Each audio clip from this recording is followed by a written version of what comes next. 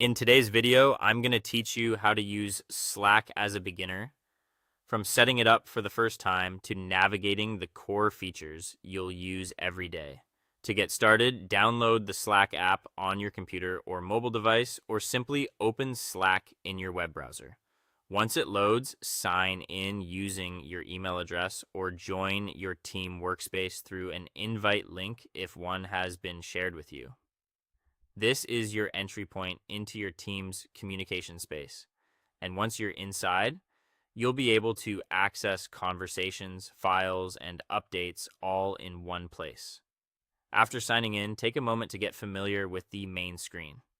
Slack is designed to be simple once you understand the layout. On the left-hand side, you'll see a sidebar where your channels and direct messages are listed. On the right, you'll find the main chat window, which is where conversations happen. Knowing the difference between these two areas will make everything much easier as you move around the platform.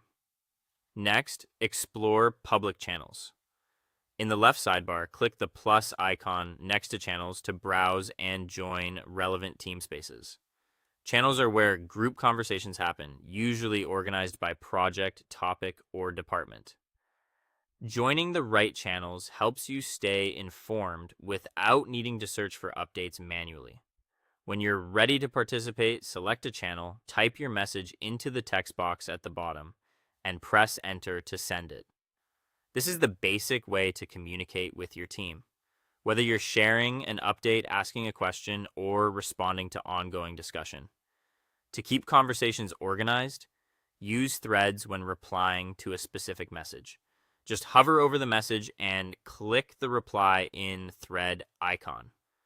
Threads are especially helpful because they keep side discussions connected to the original message instead of cluttering the main channel feed. If you need to contact someone privately, click the plus icon next to direct messages in the sidebar and choose a teammate. This opens a one-on-one conversation where you can send messages outside of public channels. Sharing files is also very easy in Slack. You can drag and drop a file directly into the chat box, or click the paperclip icon inside the message window to upload it. This is useful for sharing documents, images, or other resources without leaving the conversation.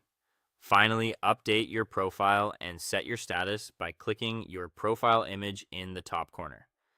This helps teammates know whether you're active, away, or currently in a meeting. Now you know the basics of using Slack efficiently, so you're ready to jump into your team workspace with confidence.